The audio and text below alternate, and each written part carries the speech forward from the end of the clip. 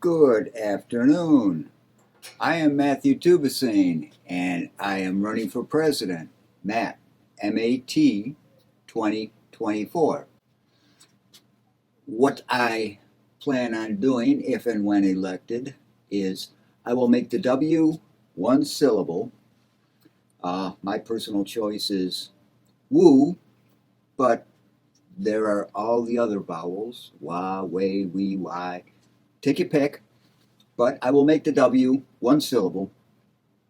And beyond that, my motto will be people first.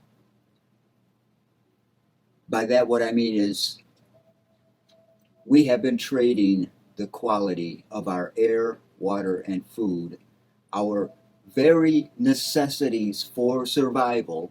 We have been trading these for capital, going way back.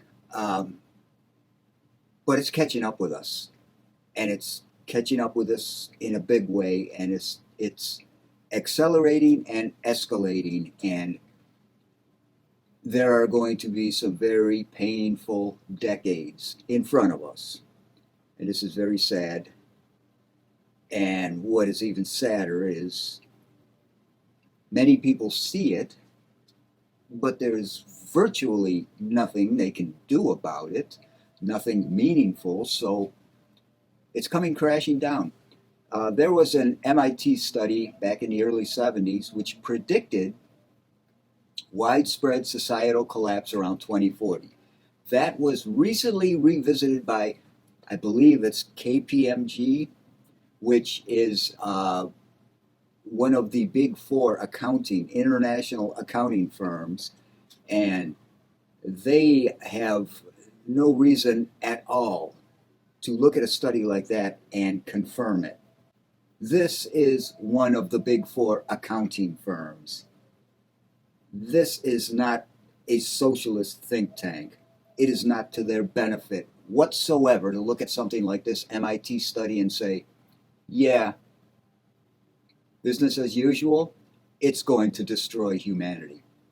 But that's what the MIT study found. If we practice business as usual, it's going to destroy perhaps not humanity extant, but it is going to destroy civilization as we know it now. So there's the rub.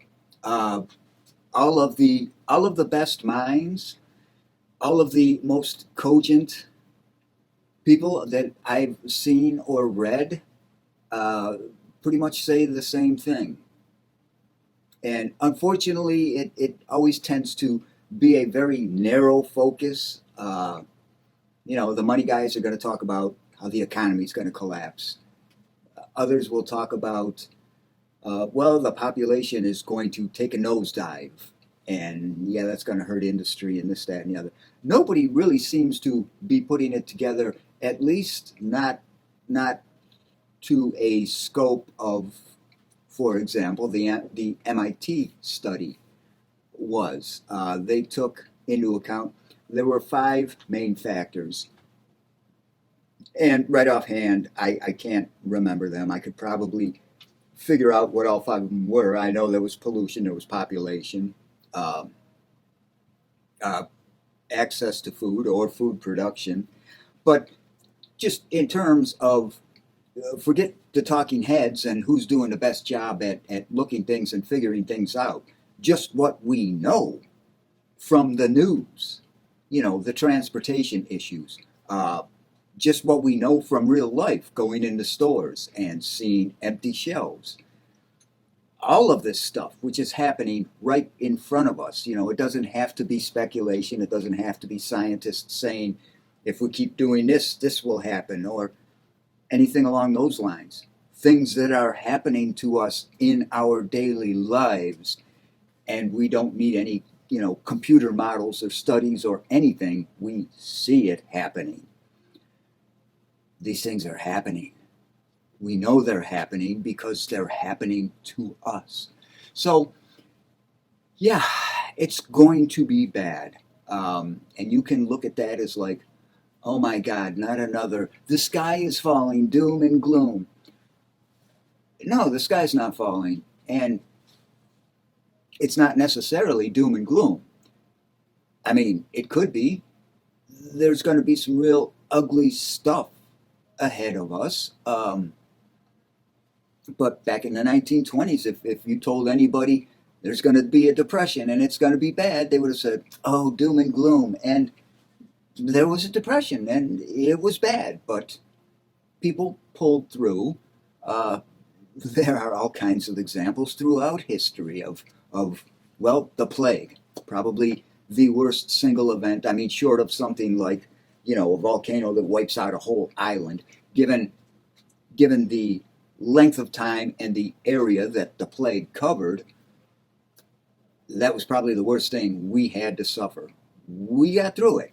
We got through it, and we're talking half of Europe and a lot of Asia and some of Africa. I mean, it was bad. But as I say, we pulled through that. I believe whatever happens, however far back we go, and I think we're going to be thrown into the Iron Age within probably the next 100 years, and that might just sound incredible to some people, and that alone may sound like doom and gloom to some people because they just cannot envision how horrible life would be without, I don't know, iPhones, Nike shoes, stuff like that. But no, it doesn't have to be doom and gloom. We were in the Stone Age for tens of thousands, possibly even as long as hundreds of thousands of years. The estimates vary, but there were people through all of those years, and seriously, if life was that horrible as a human, we probably wouldn't have continued on. We did continue on. Obviously, it wasn't that bad. What we see of the Stone Age peoples that are still left, they have a healthy, thriving, vibrant culture as long as we don't come in and decimate it like we often do. But, you know, being limited to a certain level of technology does not mean that anything else has to suffer because of it, even though we tend to view it that way. But just given the decline in population, which we're going to see very soon. Um, my guess is October 3rd, 2036 in the early afternoon, but that's just a guess. We are going to see the population start to decline very soon, and so much of what we have come to rely on and enjoy is based on an ever expanding young population to prop up everything that's come before it. That's already going by the wayside. We're seeing populations getting older in many places in the world, and not the birth rates are going down in many places. And that right there is when you're not even talking about all the people who are going to soon be either retiring and or dying. Um, Industry is going to take a huge hit because you're going to be losing both all those experienced people, and you're not going to have that young energy coming in to provide youthful energy. So even with all of that going on, the point I wanted to make is the important thing will be, as it always was, but become even more so in the future: air, water, food. The quality of all three of which are continually being degraded by what we practice as a species. I'm not even going to say a society, culture, or civilization. It's everybody across the board anymore. So that's going to need to be changed up. And it's certainly not going to happen anytime soon. But when there are less people and industry starts to crumble, and everything starts to become scarce, well, there's an old saying: you don't miss the water till the well runs dry.